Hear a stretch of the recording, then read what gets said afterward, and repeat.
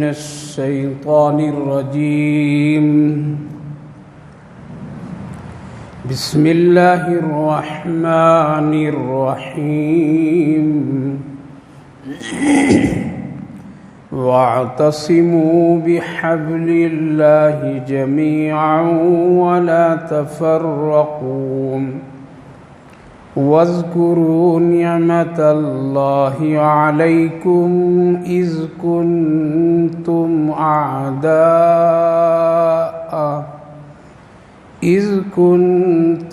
أعداء فألف بين قلوبكم فأصبحتم بنعمته إخوانا وكنتم على شفا حفرة من النار فأنقذكم منها كذلك يبين الله لكم آياته لعلكم تهتدون. وَلْتَكُنْ مِنْكُمْ أُمَّةٌ يَدْعُونَ إِلَى الْخَيْرِ وَيَأْمُرُونَ بِالْمَعْرُوفِ وَيَنْهَوْنَ عَنِ الْمُنْكَرِ وَأُولَئِكَ هُمُ الْمُفْلِحُونَ. صدق الله العظيم. واعتصموا بحبل اللہ جميعا ولا تفرقوا، اور اللہ کی رسی کو سارے لوگ مل کر پکڑ لو، تھام لو، اور تفرقہ مت ڈالو. واذکروا نعمت اللہ، یاد کرو اللہ کی نعمتوں کو جو تم پر اللہ نے کی ہے، کہ جب تم آپس میں ایک دوسرے کے دشمن تھے، پھر اللہ نے تمہارے دلوں کے درمیان محبت ڈال دی. پھر تم اللہ کی اس نعمت، یعنی اس محبت کی نعمت کی بنیاد پر تم آپس میں بھائی بھائی ہو گئے. وَكُنْتُمْ عَلَى شَفَا حُفْرَةٍ مِّنَ النَّارِ، اور تم جبکہ جہنم کے بالکل کنارے کھڑے تھے، ہم نے تم کو بچا لیا اس سے. یہ واضح اللہ نے بیان کر دیا ہے تمہارے لیے اپنی آیات کو، تاکہ تم سب ہدایت پالو. بھائی اور بزرگوں، اس سے پہلی مجلس میں، گزشتہ مجلس میں ایک آیت کریمہ گزری تھی جس میں اللہ رب العالمین اپنے بندوں کے سلسلے میں یہ چاہا اور چاہتا ہے کہ تم ہمیشہ اللہ ہی سے ڈرو. دوسری بات کہ تمہاری موت آئے تو اسلام یعنی ایمان ہی کی حالت میں موت آئے. یعنی جس طرح ہم تم کو بالکل تمام وہ آلائش، گناہ، برائیاں جیسے شرک، بدعت اور جتنے بھی اللہ کی نافرمانیوں کے کام ہیں، ان تمام چیزوں سے تم کو میں نے پاک صاف بنا کر کے اس دنیا میں بھیجا، اسی طرح تم جب واپس آؤ تو تم اسی طرح شرک سے پاک صاف، کفر سے تم پاک صاف رہو، ہر وہ گناہ سے تم پاک صاف ہو کر کے آؤ جس طرح میں تم کو بالکل معصوم اور بہت ہی پاک صاف بھیجا تھا.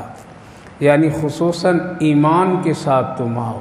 یا ایھا الذین آمنوا اتقوا اللہ حق تقاتہ ولا تموتن الا وانتم مسلمون. اس وقت جو آیت کریمہ پڑھا ہوں، اس میں اللہ کا بھی ایک بہت جامع اور بہت ہی شاندار پیغام ہے تمام لوگوں کے لیے، تمام انسانوں کے لیے، اور ان میں سے خصوصاً ایمان والوں کے لیے. وہ پیغام کیا ہے کہ تم جھگڑے تکرار آپس میں نا اتفاقی سے بچو، لڑنے، فساد، ان ساری چیزوں سے بچ کر کے تم دنیا میں زندگی گزارو. اگر کبھی ہو جائے تو اس کی طریقہ اور اس کی کیفیتوں کو بھی اللہ اور اس کے رسول صلی اللہ علیہ وسلم نے بیان فرمایا۔ جھگڑا ہو جائے، نہ اتفاقیاں ہو جائے، آپس میں کوئی لڑ جھگڑ لے تو اس کو کس طرح سے آپس میں ملنا ہے، کتنے دنوں میں ملنا ہے، کس طرح ملنا ہے، ساری چیزیں اسلام میں بہت ہی واضح اللہ نے ذکر فرمایا ہے۔ یہ اتنا خوبصورت پیغام ہے کہ ایسا پیغام کسی بھی مذہب میں نہیں ہے۔ اتنا پیارا پیغام ہے اور اتنی بہترین بات ہے، اور اس کی مثال بھی ہے کہ ایسی بات، ایسا مثال کسی اور مذہب میں اور مذہب کے ماننے والوں میں نہیں ہے۔ اللہ فرما رہا وَاعْتَصِمُوا بِحَبْلِ اللَّهِ جَمِيعًا، سب لوگ مل کر کے اللہ کی رسی کو پکڑ لو بس، اور آپس میں تفرقہ مت ڈالو۔ تم سب آپس میں کیا ہو؟ بھائی بھائی ہو، انسانیت کے اعتبار سے سب انسان ہو، سب کی تخلیق اور پیدائش سب ایک ہی رنگ و روپ میں ہے، اس لیے تم آپس میں لڑو نہیں، جھگڑو نہیں، سب مل کر کے پکڑ لو۔ خصوصاً یہ پیغام مسلمانوں سے ہے۔ آج دنیا میں ہر ایک آدمی، ہر ایک جماعت، ہر ایک مکتب فکر کے لوگ کہتے ہیں آپس میں لڑنا نہیں چاہیے، آپس میں فساد نہیں کرنا چاہیے، آپس میں تفرقہ نہیں کرنا چاہیے، اتحاد سے رہنا چاہیے۔ لیکن آج یہ صرف ایک بات رہ گئی ہے، ہو نہیں رہا ہے، اور اس کی کوئی شکلیں لوگ بنا نہیں پا رہے۔ وجہ اس کی یہ ہے کہ دنیا میں اتنی شکلوں میں انسان بٹا ہوا ہے، اتنے خیالوں میں بٹا ہوا ہے، اتنے مذہبی امور میں بٹا ہوا ہے، اور اتنے چھوچھات اور آپس میں بھید بھاؤ کے جکڑے ہوئے زندگیوں میں پھنسے ہوئے ہیں، جس کی بنیاد پر کہیں نہ کہیں اتحاد کی رسی ٹوٹ جاتی ہے۔ اس لیے اتحاد ہو نہیں پاتا ہے، مل نہیں پاتے ہیں، ایک نظریے پر آ نہیں سکتے لوگ۔ کوئی کہتا ہے کہ ہم اچھے ہیں، ہماری جماعت اچھی ہے، کوئی کہتا ہے ہم اور ہمارے قبیلے کے لوگ اچھے ہیں، ہمارے ملک کے لوگ اچھے ہیں، ہماری ریاست کے لوگ اچھے ہیں، کالے اچھے نہیں، گورے اچھے ہیں، پڑھے لکھے لوگ اچھے ہیں، ان پڑھ جاہل نہیں اچھے ہیں۔ تو ہزاروں قسم کی جب فرق اور آپس میں اس نظریے کے ساتھ اتحاد کرنا چاہتے تو ظاہر ہے کہ اتحاد کوئی نہیں کر سکتا ہے۔ ایک ہی اتحاد کا جو طریقہ ہے وہ یہ ہے کہ اللہ کے نام پر سب ملنا، اور وہ ہے کلمہ لا الہ الا اللہ۔ اس میں کسی کا اختلاف نہیں ہے، کلمہ لا الہ الا اللہ میں اختلاف کسی کا نہیں ہے۔ ہاں نماز کی ترتیب اور نماز کی ادائیگی میں تو کچھ نہ کچھ اختلافات مسلکی اعتبار سے اور فقہا کی بنیاد پر کچھ نہ کچھ اس میں فرق ہے، لہٰذا یہ کہہ سکتا ہے کہ ہم ہاتھ باندھنے والوں کے ساتھ نہیں جا سکتے، کہہ سکتا ہے ہم ہاتھ اٹھانے والوں کے ساتھ نہیں جا سکتے، لیکن کلمے میں کسی کا اختلاف نہیں۔ لہذا مسلمانوں کے لیے ایک بہترین پلیٹ فارم، بہترین ایک میدان، بہترین ایک رسی جو ہے وہ کیا ہے؟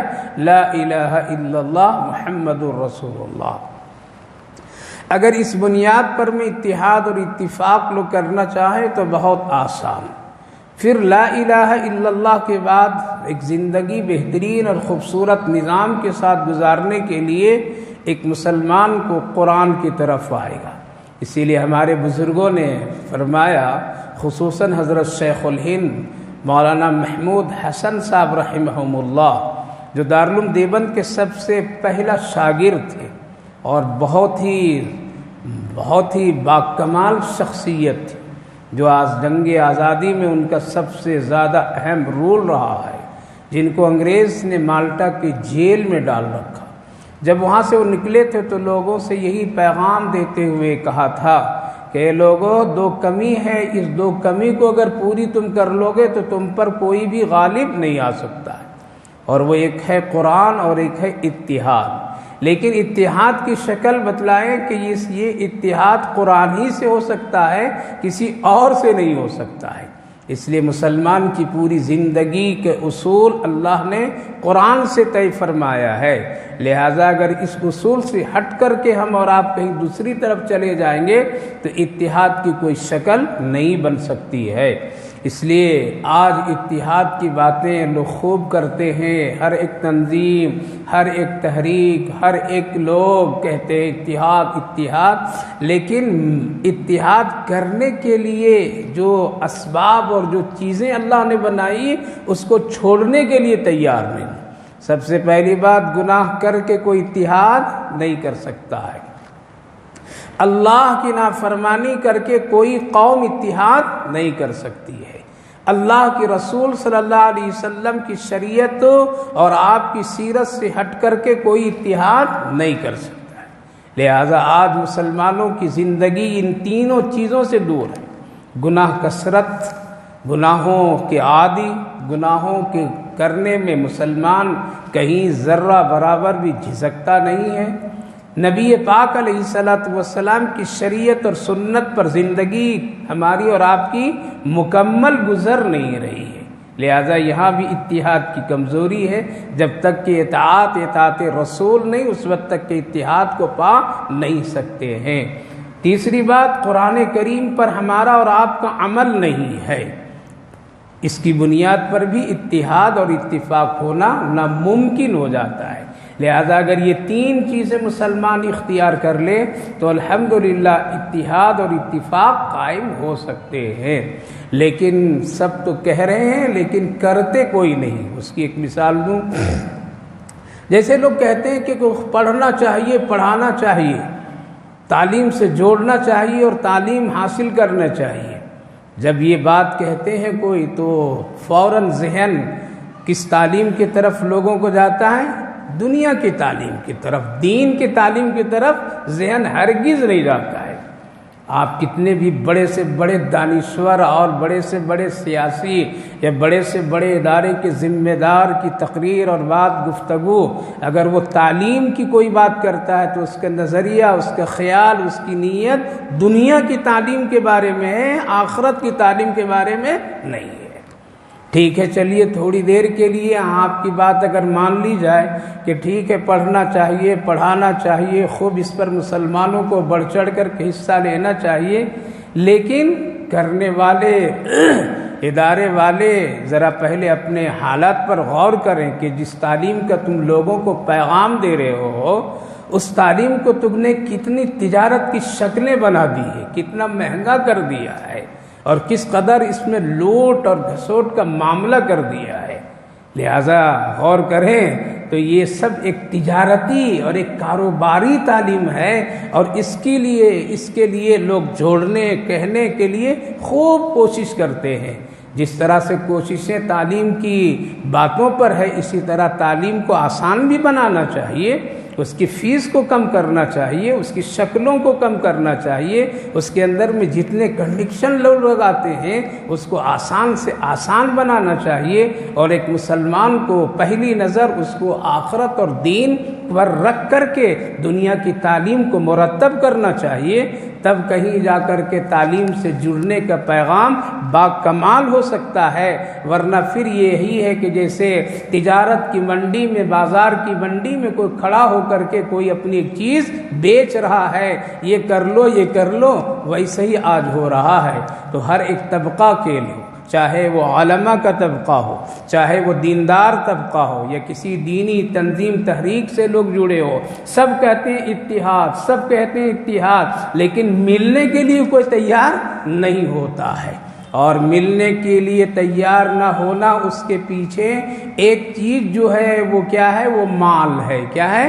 مال ہے، دنیا ہے، دنیا کی حرص ہے، دنیا کی عہدہ ہے، جس کی بنیاد پر میں اتحاد و اتفاق نہیں کر پاتے ہیں، جس سے قوم کے لیے بہت بڑا آج نقصان کا اور بہت بڑا نقصان کا سامنا قوم کو کرنا پڑ رہا ہے۔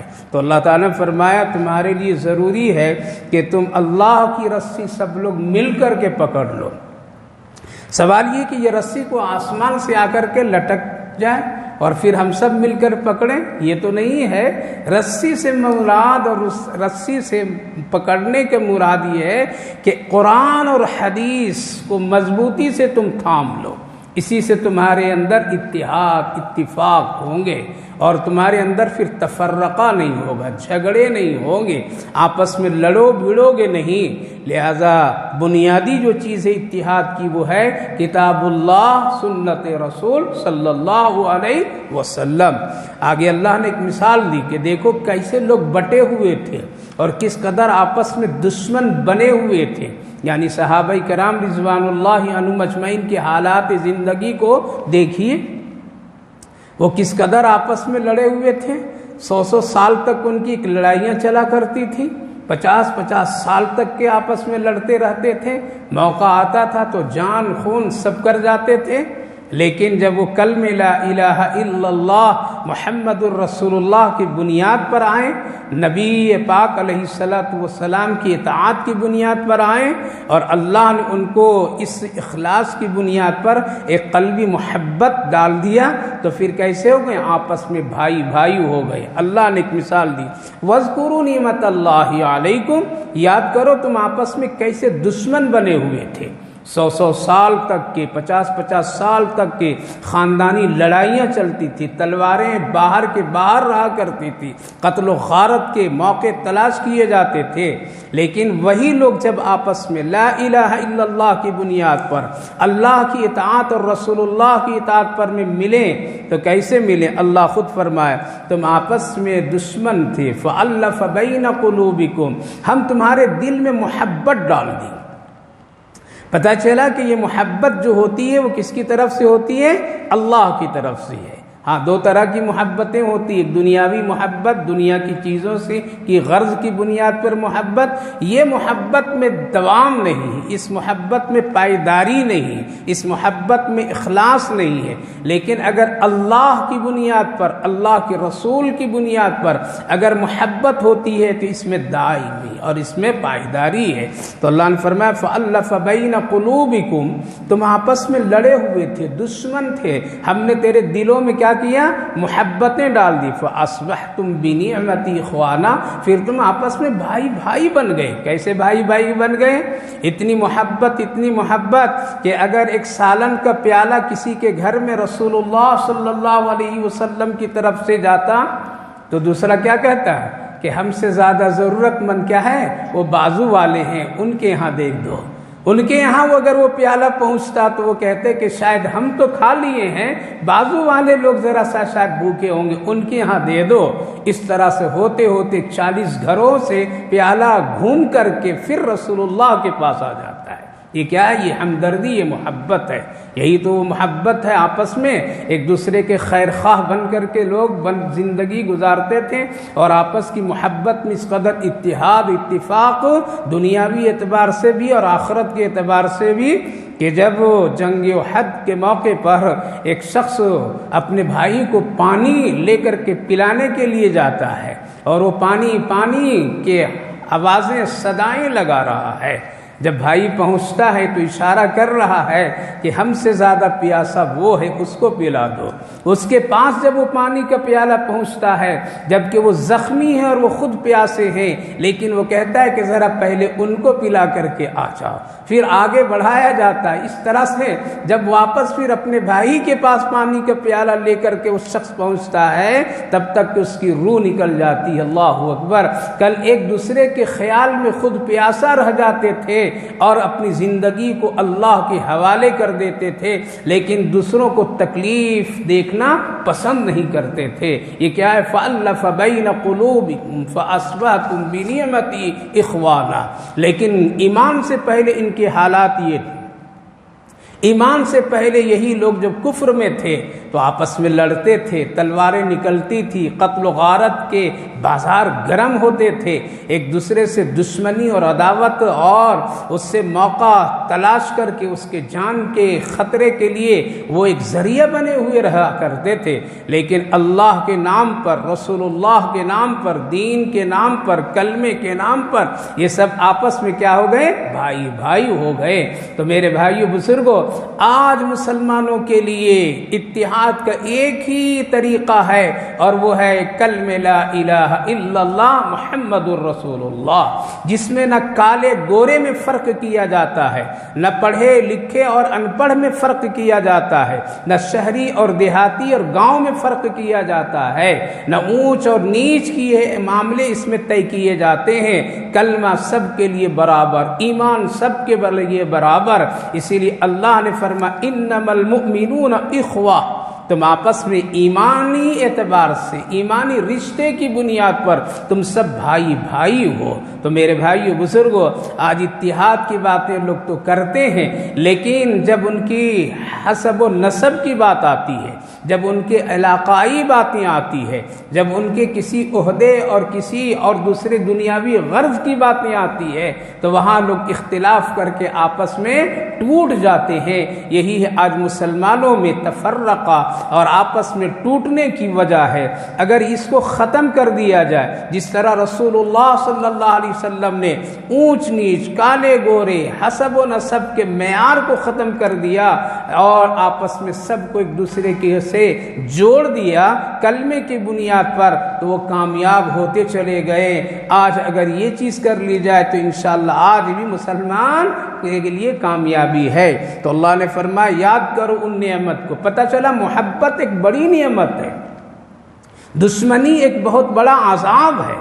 محبت اللہ کی طرف سے یہ نعمت ہوتی ہے، اسی لیے قدرتی چیز ہے۔ یہ ہے ماں کے دل میں بچوں کی محبت، باپ کے دل میں بچوں کی محبت۔ اگر یہ محبت کی کیفیت نہ ہو، اور یہ اللہ کی طرف سے دی جاتی ہے، اگر یہ کیفیت نہ ہو تو بچے روز مر جاتے، روز مارے جاتے۔ اس لیے جتنی تکلیف ماں سہتی ہے اس کی ایک واحد وجہ ہے اللہ نے ان کے سینے میں بچے کی محبت کو ڈال دیا ہے، تبھی تو۔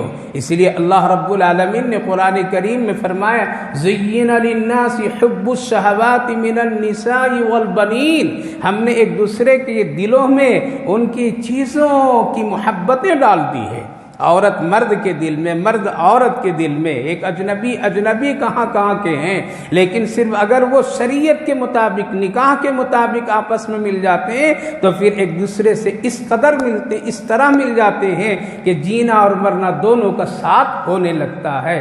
تو اللہ رب العالمین کی طرف سے محبت ایک بڑی نعمت ہے، لیکن یہ محبت الحب للہ والبغض للہ کے تحت ہونا چاہیے، کہ محبت بھی ہے تو کس کے لیے؟ اللہ کے لیے ہے، اور دشمنی بھی ہے تو کس کے لیے؟ اللہ کے لیے ہے۔ یہ ہے ایک نیکی کا ذریعہ ہے۔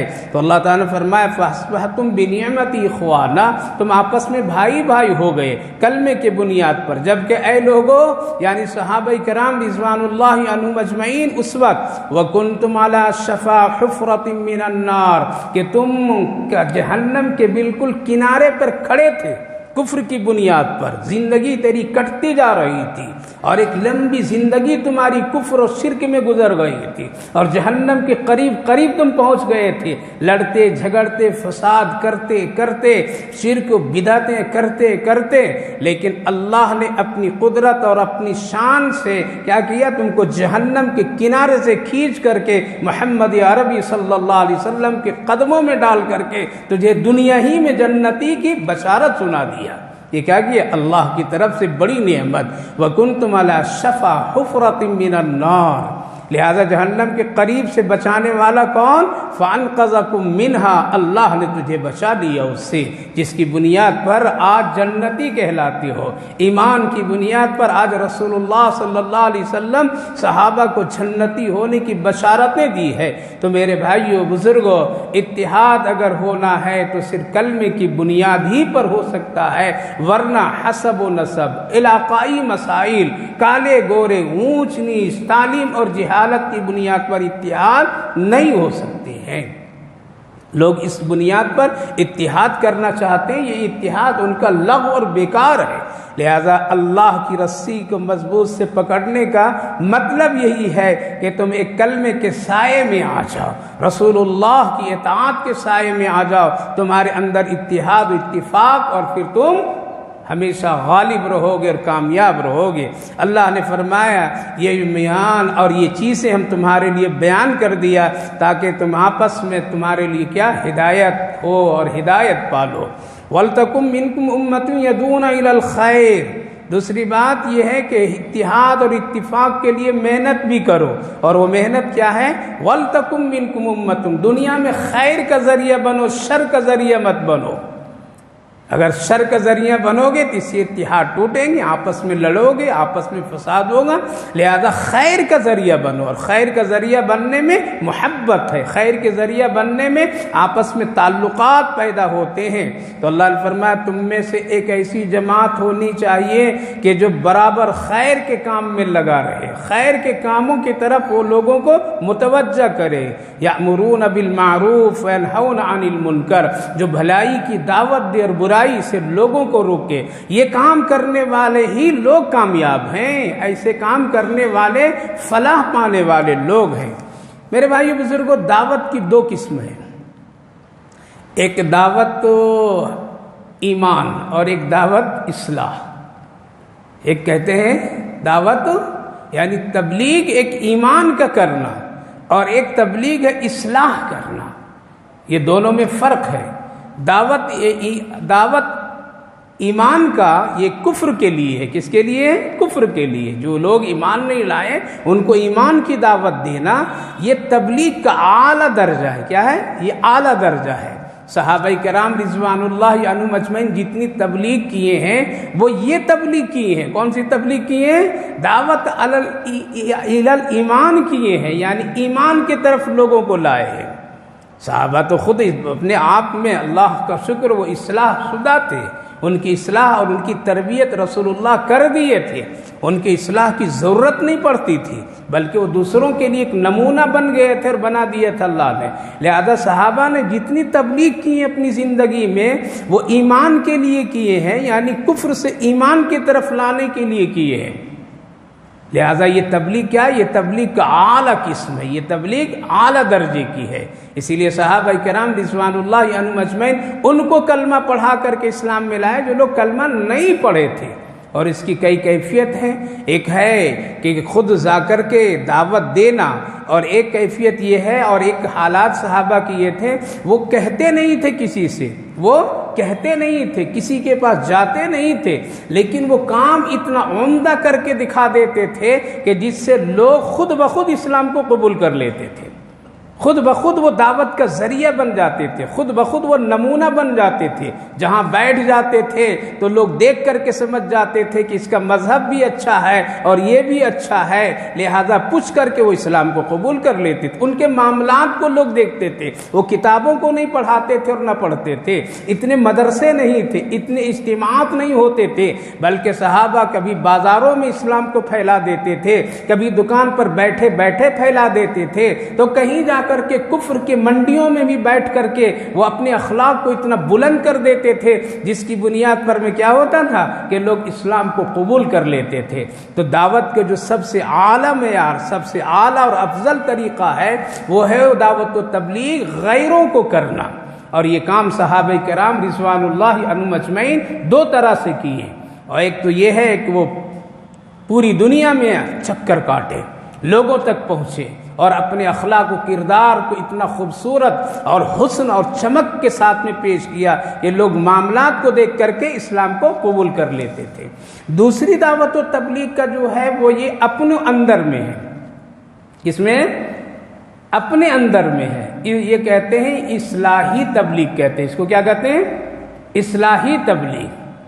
اسی لیے حضرت قاری طیب صاحب رحمہم اللہ سے کسی نے پوچھا تھا کہ یہ جو آج کل دعوت و تبلیغ کا ہے یہ کون سی تبلیغ ہے؟ تو آپ نے فرمایا تھا یہ دعوت و تبلیغ تلقین کی ہے۔ کس کی ہے؟ تلقین کی ہے۔ یہ دعوت و تبلیغ جو ہم لوگ آپس میں کرتے ہیں یہ دعوت و تبلیغ ایمان کی نہیں ہے بلکہ دعوت و تبلیغ تلقین کی ہے۔ تلقین کے مطلب یہ ہے کہ ایک چیز اس کو ملی ہے مسلمان کو کہ نماز پڑھو لیکن بھول گیا ہے، اب ہم اس کو یاد دلا رہے ہیں۔ کیا کر رہے ہیں؟ اس کو یاد دلا رہے ہیں۔ لہذا آج جو ہمارے اکابر و اسلاف بزرگان دین نے جو دعوت و تبلیغ کا نظام ہندوستان میں بنایا، وہ یاد دلانے کے لیے بنایا کہ تم کلمہ پڑھنے والے ہو لیکن نماز نہیں پڑھ رہے، بھول گئے ہو شاید، آؤ نماز آ کر کے پڑھو، تم کو یہ کام کرنا چاہیے تھا، تم شاید کہ بھول گئے ہو، یہ کام تم کر لو۔ لہٰذا ایک محدود دائرہ بنائیں اور ایک مخصوص باتیں اس میں لا کر کے اس کو لے کر کے لوگوں تک کے، مسلمانوں تک کے پہنچیں اور یاد دلائیں۔ تلقین اس کو کہتے ہیں جیسے مرنے والا آخری وقت میں ہے اور اس کے کان میں قریب میں جا کر کے کیا کہتے ہیں؟ لا الہ الا اللہ سناتے ہیں۔ کیا کرتے ہیں؟ سناتے ہیں۔ یہ نہیں کہتے کلمہ پڑھ لو کلمہ پڑھ لو۔ حکم یہ ہے کہ مرنے والے کے پاس جا کر کے ایسا نہیں کہنا چاہیے کہ اب تمہارا آخری وقت ہے کلمہ پڑھ لو کلمہ پڑھ لو، نہیں، بلکہ ان کے کان کے قریب میں جا کر کے خود کلمہ کی آواز لگانا، لا الہ الا اللہ محمد الرسول اللہ۔ اب اگر اس کا دل کلمے سے مانوس ہے، اس کا دل کلمے کی طرف ذرا راغب ہے اور کلمے کا تھوڑا سا ایمان کا احساس دل میں ہے تو سنتے ہی ساتھ وہ کلمہ پکڑ لیتا ہے۔ جیسے مثال کے طور پر میں کنیکشن یہ لائٹ کی اگر ایک باریک سی وائر اگر کہیں چک ہو جائے اور اگر پوری لائٹ بند ہو جائے اس کی وجہ سے، تو ہلکا سے اگر اس کو ٹچ کر دیں گے تو کیا ہوگا؟ اسی طرح سے ایمان اگر ہے پہلے سے ہے، کلمے سے وہ مانوس ہے، کلمہ سن رکھا ہے لیکن بھول گیا ہے، اب یاد نہیں آ رہا ہے، اب ایک آدمی قریب میں جا کر کے آواز لگا رہا ہے تو فوراً اس کا دل جاگتا ہے، ایمان حرکت میں آتا ہے اور کلمہ سن کر کے کلمہ پڑھتا ہے اور اس پر اس کا خاتمہ ہو جاتا ہے۔ اور اگر اس کو آپ جا کر کے کہیں گے ابا آپ مرنے والے کلمہ پڑھ لیجئے، امی مرنے والی آپ کلمہ پڑھ لیجئے، بھائی جان آپ کا آخری وقت ہے کلمہ پڑھ لیجئے، خدا نخواستہ اندر کی بے قراری اور بیزاری میں وہ کہہ دیا ہم نہیں پڑھیں گے، ہم کو کلمے سے کوئی مطلب نہیں، ابھی ہوش حواس میں ہے، اگر یہ جملہ اس نے کہہ دیا اور موت ہو گئی تو گویا کہ کفر پر اس کی موت ہوئی۔ اسی لیے کہا گیا ہے کہ بہت ہوشیاری کے ساتھ میں کام کرنا چاہیے، ہوشیاری کے ساتھ میں کام کرنا چاہیے، سیکھ کر کے کام کرنا چاہیے۔ اسی سے مسئلہ علماء کرام لکھتے ہیں، سونے والے کو یہ مت کہو کہ اٹھو جلدی نماز پڑھ لو، ہو سکتا ہے وہ کہہ دے گا نہیں نماز پڑھوں گا تو یہ گنہگار ہوگا، نیند کی حالت ہے، بیزاری ہے، کچھ پریشانی ہے، نیند کا غلبہ ہے، کہہ سکتا کہ جب میاں تم اپنا کام کرو ہم نماز نہیں پڑھیں گے، نہیں پڑھتے، تو یہ جملہ اچھا نہیں ہے۔ اس لیے اس کو یہ نہیں کہنا ہے کہ نماز پڑھو اٹھو نماز پڑھو، بلکہ اس کو کہو نماز تیار ہے میں جا رہا ہوں نماز پڑھنے کے لیے، یہ اپنی طرف کہہ کے اس کو شوق دلائیے، تاکہ ہو سکتا ہے اگر اس کے دل میں نماز کی محبت ہوگی تو وہ بھی اٹھ کر کے چلے گا، اور اگر آپ کہیں گے نہیں پڑھو گے تو مر جاؤ گے فلاں فلاں جیسے آج لوگ کہتے ہیں، اس طرح کے جملے کہنا صحیح نہیں ہے۔ تو تلقین اس کو کہتے ہیں کہ بھولی ہوئی بات کو یاد دلانا، یہ کام آج دعوت و تبلیغ کے لوگ کر رہے ہیں، یہ حقیقی تبلیغ نہیں، حقیقی تبلیغ تو وہ ہے جو کفر سے ایمان کی طرف لایا جائے۔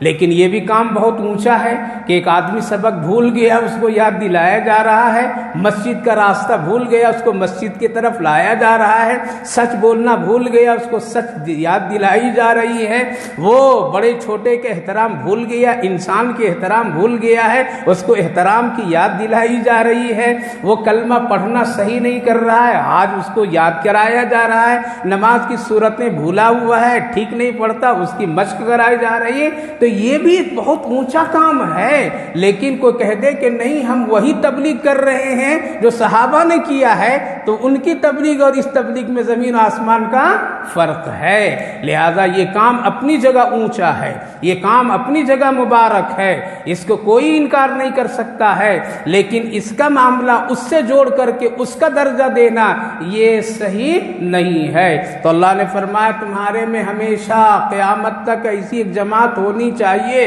جو خیر کی طرف لوگوں کو بلائے اور برائیوں سے لوگوں کو روکے۔ اللہ کے رسول صلی اللہ علیہ وسلم نے فرمایا میں بھی بہت خوش ہوں اس شخص سے اور میرا رب بھی اس سے بڑی محبت اور خوش رہتا ہے۔ صحابہ نے پوچھا یا رسول اللہ وہ خوش نصیب شخص کون ہے جس سے آپ بھی خوش ہیں اور اللہ بھی خوش ہے، اللہ بھی راضی آپ بھی راضی، وہ کون خوش نصیب ہے؟ آپ نے فرمایا وہ شخص جس کے ذریعے سے اچھی بات سننے کے انتظار میں لوگ رہتے ہیں کہ وہ آدمی آئے گا کیا اچھی بات کہے گا جس سے میری آخرت بن جائے گی، وہ آدمی آئے گا تو کون سی ہے میرے گھر میں کوئی اچھا کام بتا کر کے چلا جائے گا جس کی وجہ سے ہمارے یہاں نیکیاں شروع ہو جائے گی۔ جو آدمی خیر کی بات بتاتا ہو اور اس کے انتظار میں لوگ رہتے ہو، اللہ کے رسول صلی اللہ علیہ وسلم نے فرمایا اس سے میں بھی محبت کرتا ہوں اور میرا رب بھی اس سے محبت کرتا ہے۔ لہذا ایسا بنیے، ایسا نہیں کہ اس کام کے لیے صرف عالم ہونا ضروری ہے، اس کام کے لیے کوئی بڑا مفتی ہونا ضروری ہے، اس کام کے لیے کوئی بہت بڑا علم و فضل والا ہونا ضروری ہے، نہیں، یہ کام تو ہر مسلمان کر سکتا ہے۔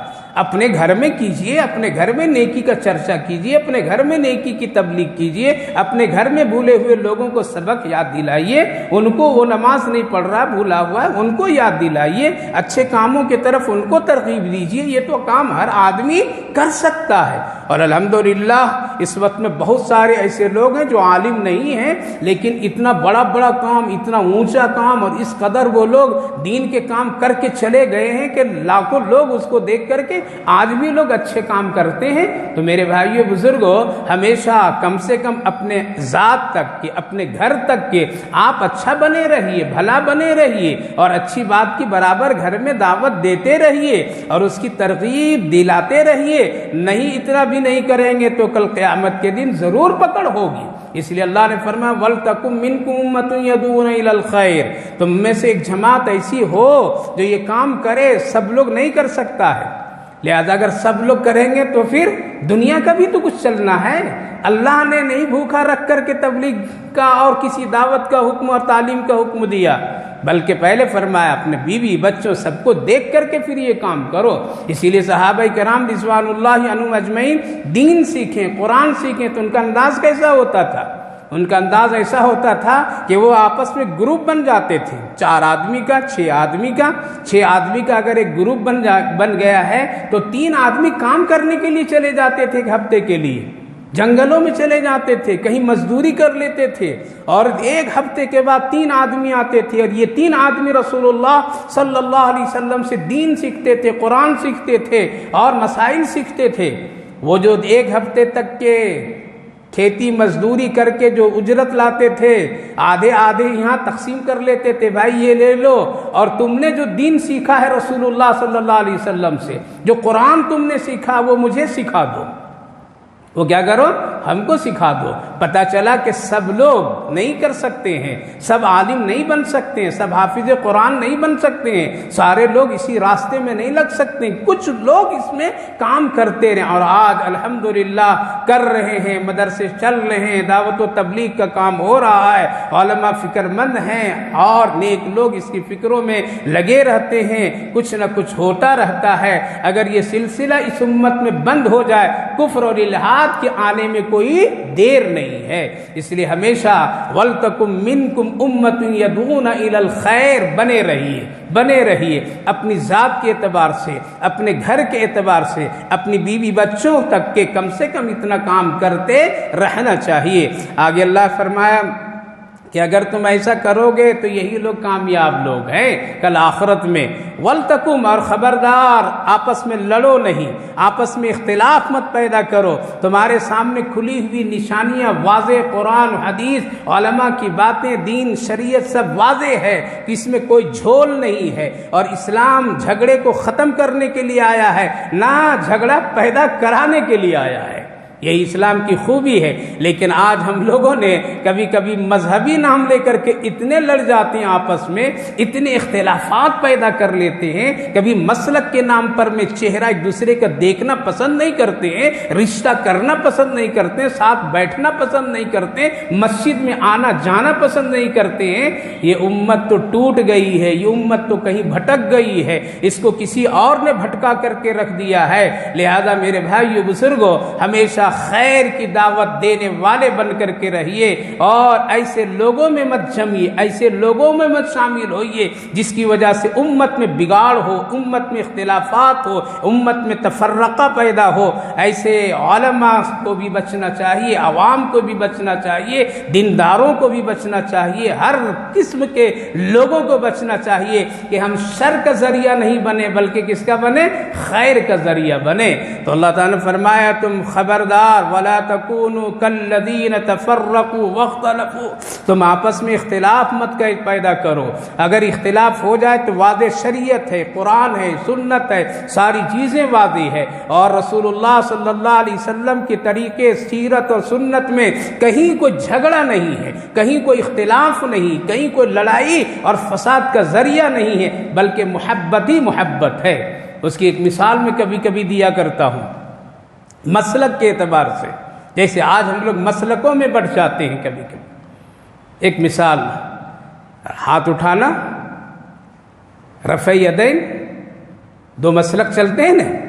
ایک طبقہ ہے جو حنفی کہلاتے ہیں، حضرت امام ابو حنیفہ علیہ الرحمہ کے پیروکار ہیں، وہ لوگ ہاتھ نہیں اٹھاتے، یعنی ہم لوگ جیسے حنفی ہاتھ نہیں اٹھاتے ہر عمل میں، ایک مرتبہ ہاتھ اٹھایا، تحریمہ باندھ لیا، ہو گیا۔ دوسرا ایک مسلک ہے، وہ مسلک صحیح ہے، ایسا نہیں کہ وہ غلط ہے، حدیث کے خلاف ہے، رفع یدین کرنے کا نبی سے ثابت ہے، سنت وہ بھی ہے، لیکن اس کو اختلاف کا ذریعہ بنانے کا حکم نہیں ہے۔ ہمارے اکابر و اسلاف نے کبھی بھی اس کو اختلاف کی جگہ نہیں دی ہے، بلکہ ہمیشہ محبت میں لا کر کے اس کو جوڑے رکھے ہیں۔ اس کی ایک مثال حضرت مولانا احمد علی لاہوری علیہ الرحمہ، ایک بڑے بزرگ گزرے ہیں، بڑے مفسر قرآن گزرے ہیں، اللہ نے خوب ان کو خوبیاں سے نوازا تھا، چیز کو دیکھ کر کے بتا دیتے تھے یہ حلال ہے یہ حرام ہے، اتنا اللہ نے ان کی نگاہوں میں معرفت اور تقوی دیا تھا کہ صرف چیز کو دیکھ کر کے بتا دیتے تھے کہ یہ حلال یہ حرام ہے، اور سامنے والا اقرار کر لیتا تھا ہاں یہ میری چیز حرام پیسے کی ہے اور یہ میرے حلال پیسے کی ہے۔ اتنا پاورفل معرفت اللہ نے۔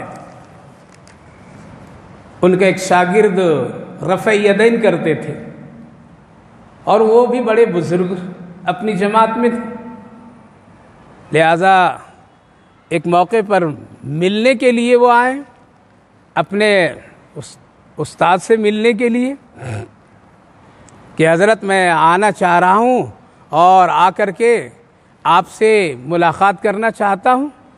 تو حضرت نے ایک وقت دیا، ٹائم دیا، اور اس طرح ٹائم دیا ان کو کہ بھائی فلاں ظہر کے وقت میں، ظہر کی نماز میں آ جاؤ، تم مسجد میں ہماری تیری ملاقات ہو جائے گی۔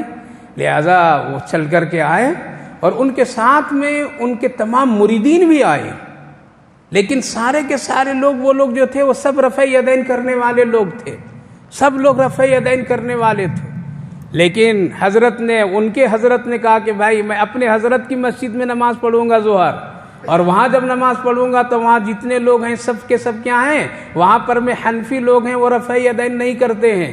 جب وہ رفع یدین نہیں کرتے ہیں تو وہاں جا کر کے ان کی نماز میں خلل نہیں پیدا کرنا، اس لیے ایک نماز بغیر رفع یدین کا پڑھ لو، نماز ہو جائے گی۔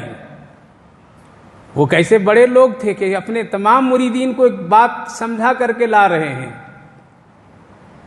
مسجد میں ظہر میں آ گئے، ادھر جو حضرت مولانا احمد علی لاہوری علیہ الرحمہ ہیں، انہوں نے اپنی مسجد میں اعلان پہلے سے کر دیے، کل کی ظہر کی نماز میں ہمارا خاص شاگرد آ رہا اور اس مسلک کے تعلق رکھتا ہے، ہو سکتا ہے ان کے ساتھ ان کے لوگ بھی آئیں گے، اور وہ رفع یدین کرتے ہیں، اس لیے ایسا کرنا کل ظہر کی نماز میں ہم لوگ سب رفع یدین کریں گے۔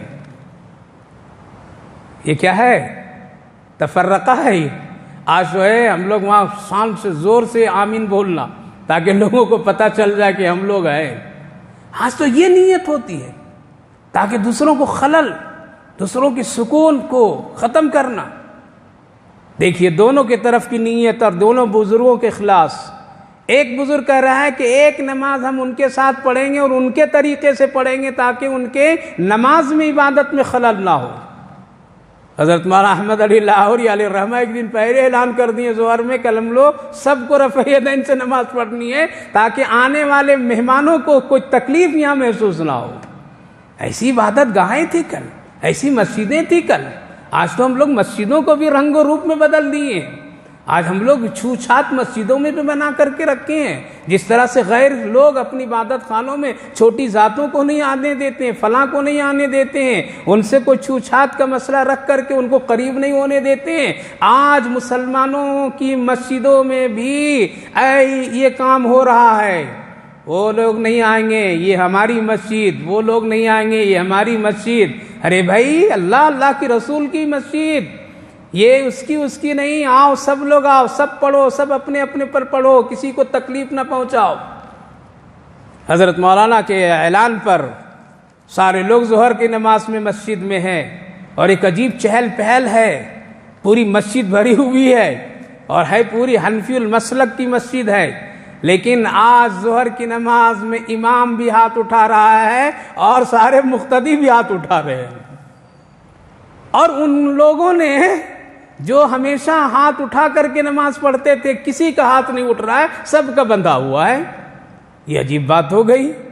لہذا دونوں کی نماز تو ہو گئی, سلام سے فارغ ہوئے, ایک دوسرے کے منہ دیکھ رہے ہیں. حضرت محمد علی لاہوری علیہ الرحمہ کی چہرے یہ شخص دیکھ رہا ہے, ادھر کے بزرگ دیکھ رہے ہیں, یہ کیا ہوا حضرت, یہ دیکھ رہے ہیں, یہ کیا ہوا حضرت. دونوں کی عجیب و غریب کشمکش ہے. مقتدیوں میں بھی عجیب ہے, یہ حضرت کیا کر دیے, وہ لوگ ہاتھ باندھ کر کے پڑے اور ہم لوگوں کو ہاتھ اٹھوا دیے. آج ہم لوگوں کی بھی بات کو ماننے کے لیے تیار نہیں. کیوں جی, کیوں چھوڑیں گے ہم اپنے مسلک پر؟ ارے مسلک سے جنت میں نہیں جاؤ گے, ایمان سے جنت میں جاؤ گے.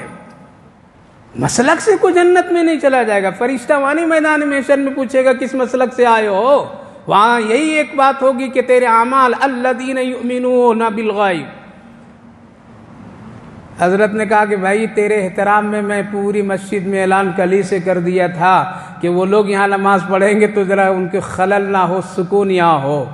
کہا کہ حضرت یہی بات تم اپنے مریدین اور اپنے ساتھیوں کو بتا دیا کہ ہم لوگ وہاں نماز پڑھیں گے, ان کے طریقے پر پڑھیں گے تاکہ وہاں کے لوگوں کو کوئی خلل اور تکلیف نہ ہو.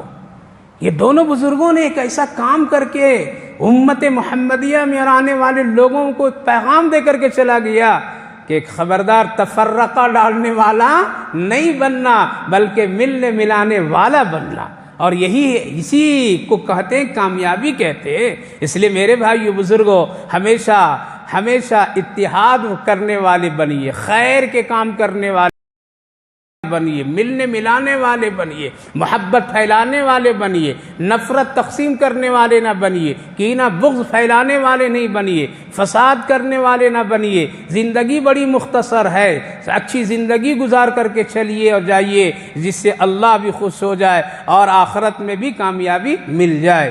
تو وَلْتَكُمْ مِنْكُمْ أُمَّةٌ, آگے اللہ نے فرمایا ہے کامیابی کی پہچان اور کامیاب لوگوں کی پہچان میدان محشر میں کس طرح ہوگی؟ کپڑے سے, دولت سے, حسن سے, یا حسب و نسب سے, یا علاقائی اعتبار سے, جس سے ہم لوگ بنا لیے اپنی پہچان, میں فلاں خاندان کا, میں فلاں علم والا, میں فلاں فلاں فلاں. تمہاری آخرت میں پہچان اس سے نہیں ہوگی یا تمہاری کامیابی اس سے نہیں ہوگی. وہاں کس سے ہوگی انشاءاللہ اگلی آیت میں, اگلی تفسیر میں عرض کروں گا اور اس پر پوری تفصیل بتاؤں گا. آج ہم لوگوں نے اپنی پہچان دنیا میں کن کن چیزوں سے بنانے میں لگ گئے ہیں جو یہ سب کچھ بھی کام آخرت میں نہیں آئیں گے. اور پہچان کی علامت کیا ہے, کامیابی کیا ہے, اللہ کیا فرما رہا ہے, انشاءاللہ اگلی آیت میں دیکھیے, جس سے پتہ چلے گا کہ ہم لوگ کدھر جا رہے ہیں اور ہم کو کدھر جانا چاہیے. تب قرآن کی آیت سے صحیح رہبری ہوگی. اللہ ہم سب کو عمل اور سمجھ